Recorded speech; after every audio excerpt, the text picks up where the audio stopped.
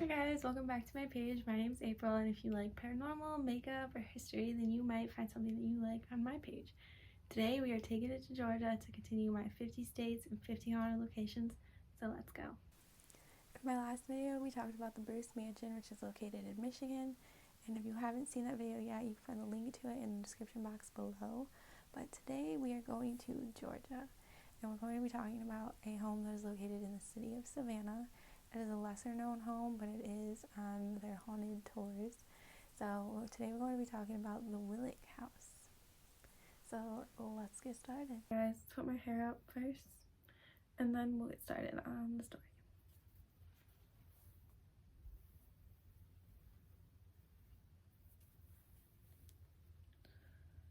So our story is going to start with a Mr. Henry Fredrick Wilke. He is the reason the home exists in the first place, and yeah, that's what the home's named after. His last name, Willick. I'm not sure if I'm saying that right. If I'm saying it wrong and you know how to correctly pronounce it, I can't even talk. Tell me in the comments because I'm unsure, so I'm going to be pronouncing it as Willick during this video. But Mr. Henry was the son of a German immigrant, and his father's name was Fredrick Henry Willick. See what they did there? They just switched it all around. But anyways, he was born April 3rd, 1825 or 1827. I couldn't find info on an exact date, so I'm not 100% sure there, but I know he was born sometime between those 2 years in April. So, and his father was a German immigrant, and he had came to America because he wanted success, he wanted money, he wanted what everyone wanted at that time, the American dream. And his father was actually very successful coming here. He did very well for himself. He had his own shipbuilding business, shipyard type thing, and it was very popular. He did very well. It is said by the age of 75, he had $59,000, which for that time is a lot. Like today, it would equal well over $1 million, I'm pretty sure. I tried to do the math on that, so if I'm wrong, I'm sorry, but I'm pretty sure it's well over $1 million. And he also had 23 slaves, which apparently for that time was a bragging right. Yeah. But yeah, he was doing well for himself with his money and his slaves. So Henry knew that he wanted to live up to his father's expectations. He also wanted to do well for himself, because I mean, why wouldn't you? Your father came here to give you a better life. You want to do good. You want to show him that you want to have a good life. And so Henry did exactly that. Henry went to somewhere called Chatham Academy in Savannah. And after he was done there, he would go and work at his father's shipbuilding business. And Henry loved it. He loved it so much, in fact, that he decided to go to New York to learn more about the shipbuilding industry. He wanted to be the best he could be. And so he went to New York, because apparently that was where you went to learn shipbuilding stuff. But he went to New York, and he was very successful there. He learned all he could. And he was there for 9 years, just learning and working and trying to be the best he could.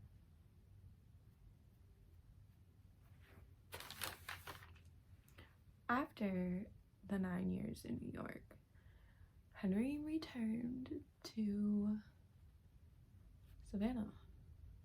And sometime when he returned, it said to be around 1945 that he returned, and not 1845 that he returned. I keep saying 19, I'm so sorry. 1845. and he returned in 1845, and it said that that is when the home was built. And sometime around that same time, Henry got married, and I could not find exactly what his wife's name was. I seen somewhere that it was Caroline, and then I seen somewhere else that it was Isabel, so I don't know which one's true. So we're just gonna call her Miss Willick throughout the rest of this. And Henry and Miss Willick did have a daughter at some point during that time as well, after they got married and they had their house and all that stuff. And her name I seen was Daisy, but again, I'm unsure of how accurate it is. Basically, the only person's name I know for sure is Henry's. His name is Henry Fredrick Willick. So I'm just gonna refer to his wife as Miss Willick and his daughter as his daughter, just to make it a little bit easier. And so yeah, if you guys know their names, tell me below. If I'm correct, tell me, because I read so many articles and I could not find anywhere their names. Like, there were so many things, so many different things listed as their names. It was hard to figure out what their name actually was. And I'm looking for my blending brush. But when Henry returned, after he had his house, he got married, he had a daughter, him and a man named Alvin Miller opened their own shipbuilding business, whatever that's called. I'm pretty sure it's shipbuilding and a shipyard. But yeah, they opened their own business. And it would be called Willick and Miller. And they were very good at what they did. They both had skills when it came to shipbuilding, and they did well for themselves. They did so well, in fact, that when the Civil War happened, Willick and Miller were asked by the Confederate Army to build ships to protect them against the Union fleet. And they weren't just any kind of regular ships, no. These were like armored ships. They were called ironclad ships. Look something like this. This is actually one of the ships that they made. They're called ironclad ships, and these were very common for the 19th century, late 1800s, 19th century. These were common vessels used in like wars,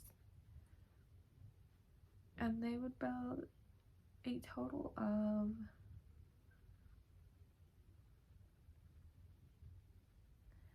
3 or 4 of these ships. Sorry, I'm trying to blend out my nose. 3 or 4 of these ships, and one of them was called the CSS Georgia, and that was a ship that was funded by the Ladies Gun Association, which that would be its nickname, the Lady Gun Association. And this was also one of the ships that they would drown eventually to save themselves from being captured by the Union side. So all those ships he made, like 4 or 3, however many it was, and they were like big ships. They were, yeah, but they were sunk. And yeah, then Henry wasn't building these ironclad ships anymore. He ended up started a new business after the war ended because he had worked with the U.S. government. He started a new business to take apart these ships, disable them, so a shipwrecking company was his next business venture. He still had the shipyard and was building ships, but this was just an add-on to that.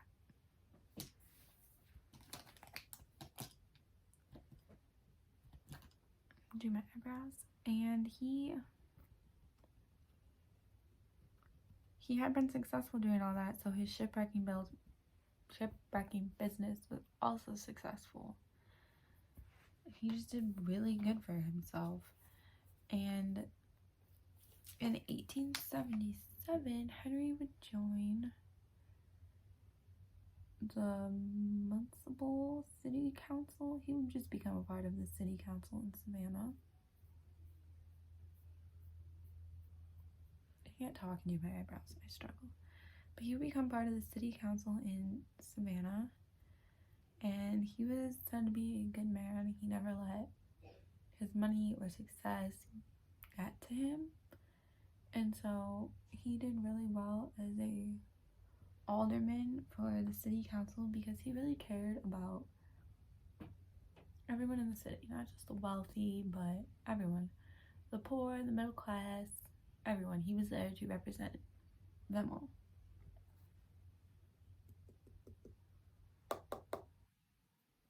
And he would serve as the alderman for 4 years, I believe, 4 or 5 years. And that's unknown if it was consecutive though, like if it was year after year after year after year, or if he would like do every other year. I don't know, but it was 4 or 5 years. And apparently he really helped the city. He did really well during that time. People really liked Henry.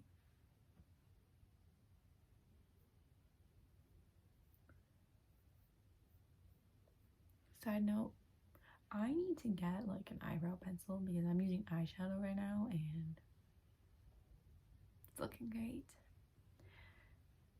But Henry and his wife both had a great life. I mean, Henry had a successful business, 2 successful businesses, and they had a great life. He had nothing really to worry about. They could get what they needed. They didn't have to worry about struggling. It went really well for them. But in most stories, as usual, some kind of tragedy would strike. And this tragedy would strike Henry in the most unexpected of ways. Let me finish my eyebrows and then we'll get into that. I don't know what I was doing there, but let me finish these and then we'll get into what happened in Henry's life. Okay, I have eyebrows. They're not the best, but it's a start. And then I put tape on my eyes, so if you're wondering what that glare is, it's tape to help the eyeshadow from not going everywhere, so ignore that. But we are going to continue on with our story today. And Henry, he did a lot at his shipyard. He was always there, always building ships and doing all that fun stuff. I needed this brush. But one day, Henry would ask Miss Willick, his wife, to go to the shipyard with him. And she was very eager to go because she wanted to see what her husband did at work. She wanted to be by his side. She wanted to spend time with him. And that's exactly what they did. Her and Henry went to the shipyard.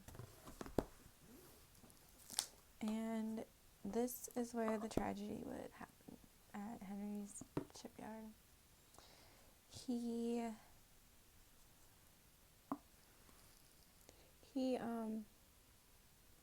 took his wife with him to his shipyard, and it is said that he was possibly building on his own ship at the time and that she was going to help, but I'm unsure. I also seen something else that said that she just wanted to spend time with her husband and he had been working so much, so she was like, yeah, I'll go with you to the shipyard. I would love that. And so off they went to the shipyard, and when they got there, Henry was showing his wife around, showing her what he did at work every day.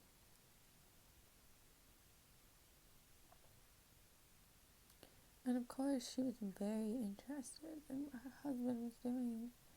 And she was listening and doing her best to help and all that stuff. Well, when Henry and Miss Willick got to, I think I read it was a railing on a ship, and that she had walked up the stairs to help him with something. They got to the railing, and Miss Willick went a little too far. She leaned a little too far, and she went down. She fell over the railing, and she went into the Savannah River. Now, Henry immediately panics, and he goes to try to help his wife. He wants to save her. It is said that she did not know how to swim. She was wearing a big dress for the time period, and that is ultimately what would cause her death. It is said that she could not swim, and her dress got very heavy under the weight of having all that water absorbed into it, and sadly Miss Willick would pass away. She would drown before Henry could reach her. So as you can imagine, that tragedy definitely messed with him.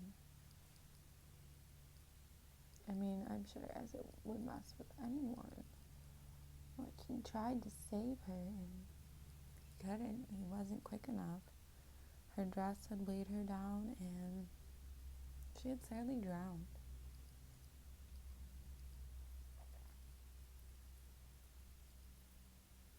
Now, after losing his wife, Henry did struggle. I mean, as anyone would. He struggled. And just not financially struggled or anything, but just struggled depression and feeling wise. I mean, his wife was gone all of a sudden and he had no one.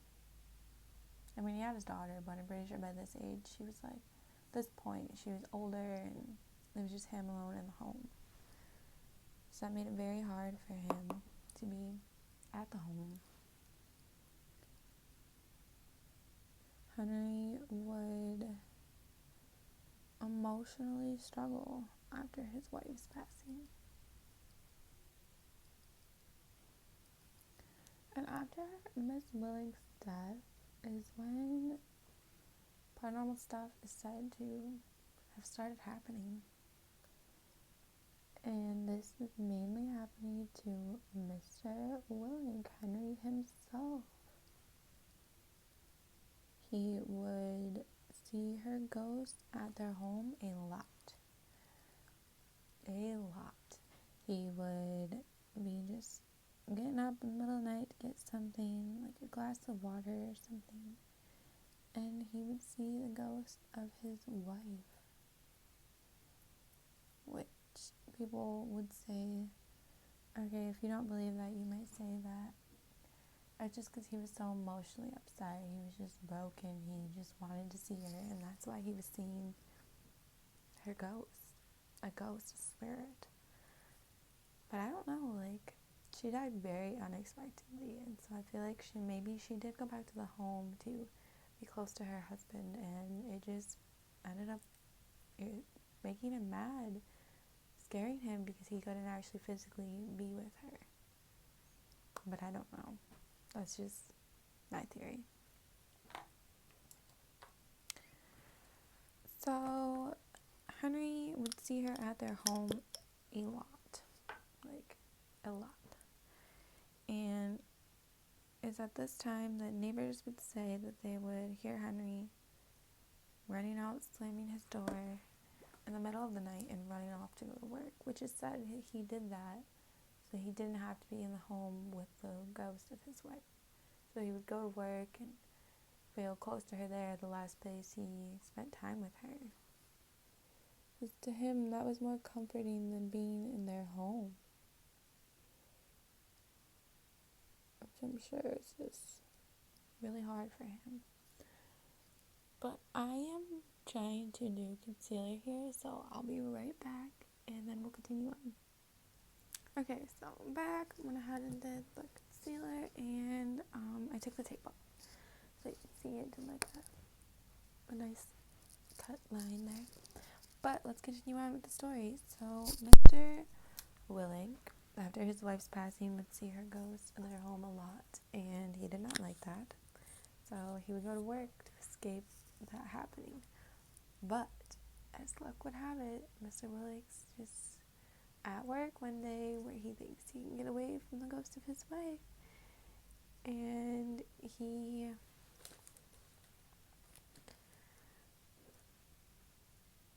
would work to help clear his mind and to not think about her so much, which I feel like is a little odd because at his wife she passed away, but maybe he just thought of her more at home. It was just harder to be at home than to be at work, since she obviously wasn't at work with him a lot. But it's not the color I wanted. But he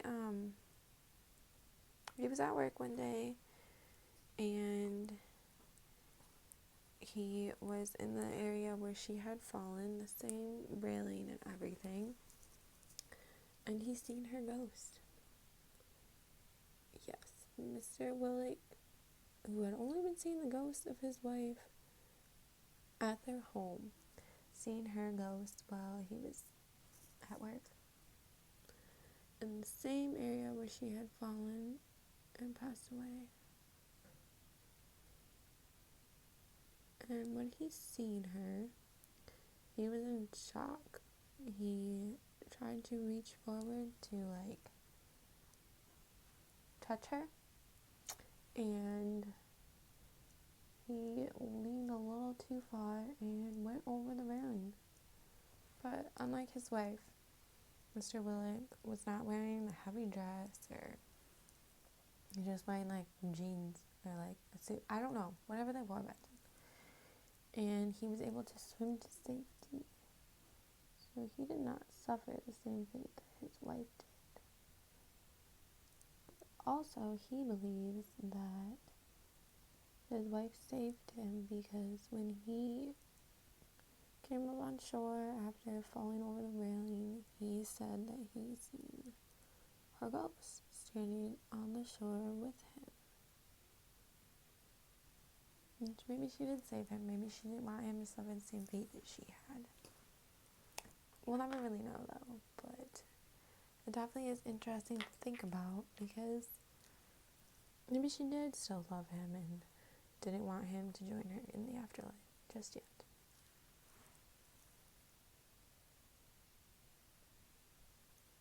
Let me blend this out.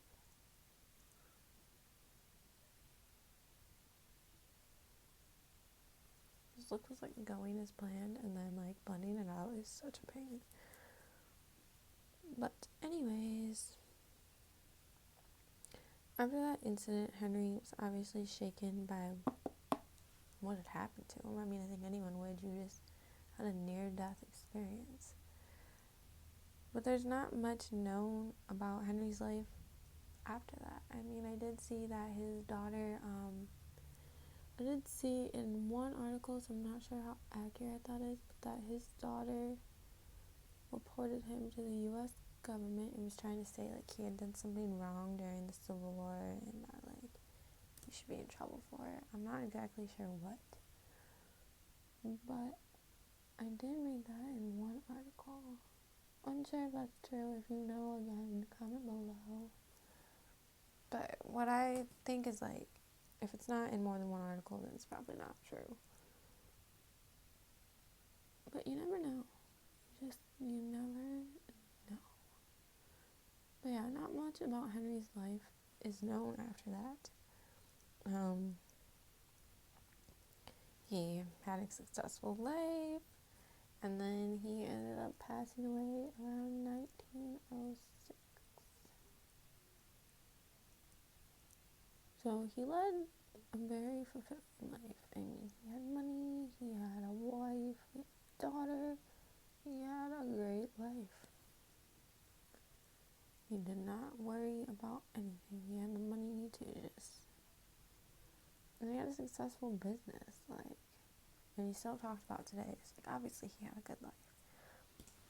He had a good life, and he passed away in 1906, and his death is said to have been mysterious, and it was never documented properly, so I think that's why we don't know, a specific day or exactly what happened to him. I just know that he passed away in 1906, so he had a good life. Henry and his wife's spirits are both said to still be in the home, and paranormal stuff has happened since Miss Wilke died, and it's apparently just happened more often since Henry passed away.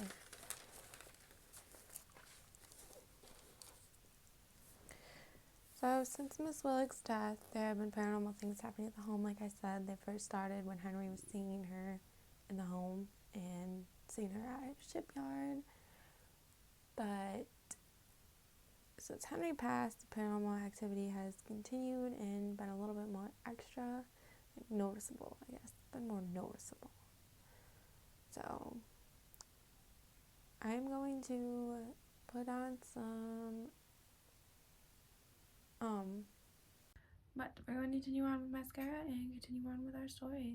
Like I was saying, after Henry passed away, spooky stuff just continued. It just happened more often.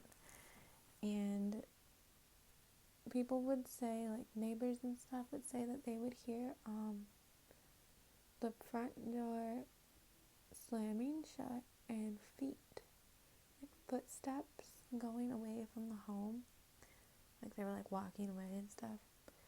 And this, like, I think would be like pretty accurate, like if it was happening, because Mr. Willick used to see the ghost of his wife in his home, leave the home, slam the front door, and walk off into the night and go to work in the middle of the night. So probably like it's him. People would see that happen, and it is also said that people will see the door to the home fling open during the day, like it'll like, and then just shut itself, which I feel like it's kind of creepy. I would not want to live in a home where the doors are just opening by themselves any time of the day. Like, neighbors say they see it in the middle of the day, in the middle of the night, when no one's home. Like, they probably have some cameras on that home. This home is a private residence, so whoever's living in there, like, good luck. But no, the ghosts of Mr. and Miss Willick seem to be really nice from what I've read. And the homeowners, because it is a private residence, they aren't said to, like, know if they have seen Mr. and Miss Willick.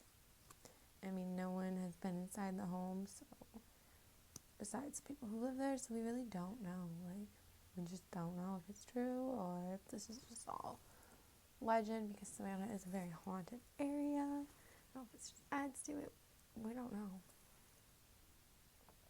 But the ghost of Miss Willick is said to still be in the home, and that she, like, came back from the shipyard to her home because she did not want to leave her husband alone. She did not want him to be 100% alone. Which I guess he wouldn't, because his daughter, but like I said, if she, like, did try to, like, turn him into the government, I'm sure they didn't have a great relationship. I don't know. But it said that she just did not leave the home because she didn't want to leave Henry. She didn't want him to be alone. And so it makes me really curious, like, if the people who live in this home, because it's private residence, once again, gonna reiterate that, it's private residence, so I'm wondering if people inside the home have any experiences themselves with Mr. and Miss Willick. Like, maybe they are nice ghosts and they have, like, good experiences with them, because, like, when I think of the fact Miss Willick didn't want to leave Henry alone, like, they're just, like, together there at the home as ghosts. Like, I feel like that's cute. That's, like, cute ghost stuff. I don't know, though. But, I mean, I'm sure, like, if you go to Savannah and you do, like, tours and stuff, you would learn more information, but maybe from the homeowners themselves. But I just don't know. But before I tell you about the home today, not the spooky stuff happening inside, but, like, the home today and, like, what it's become, I am going to put on some eyelashes off camera because I am struggling, and maybe some lipstick or lip gloss. I don't know yet. I'll see. Okay, so I went ahead and put on some lashes and mascara. I didn't put on lip gloss. I didn't put on lipstick. I decided on this lip gloss. So I'm going to take my hair down and we'll put the lip gloss in a second and finish up our story. So the Willick's home has since been restored. A Savannah native and a banker named Mills Lane restored the home and started the restoration process on a bunch of different homes in Savannah, so the home looks different. I mean, I couldn't find a picture of what the home looked like when it was first built, but I'm assuming it didn't look like that. But the home has also been moved twice throughout its existence. Like, they moved locations, they moved it to a different place different piece of property. And right now, I'm not going to say an address, but the home is said to be in its final spot. Like, they're not going to move it again. Hopefully they don't. But if you want to know more about the Willick home or other haunted areas in Savannah, I did find that you can go online and take a virtual tour of the haunted locations in Savannah. And there are a lot. And if you don't want to do a virtual tour and you end up in Georgia and you end up in Savannah, you can always find a tour there, a tour guide to walk you around, show you all the different things, and the Willick House. Thank you guys so much for watching my video. I would love to hear your opinion on if you think the Willick House is haunted or if it's just a legend, a tale, if there's actually spirits there or not. But if you have a suggestion on somewhere I should do for my 50 states and 50 haunted locations, let me know below and I might just do a video on that. Thank you guys. And as always, you can find my links to my other social media listed below in the description box. Until next time, bye.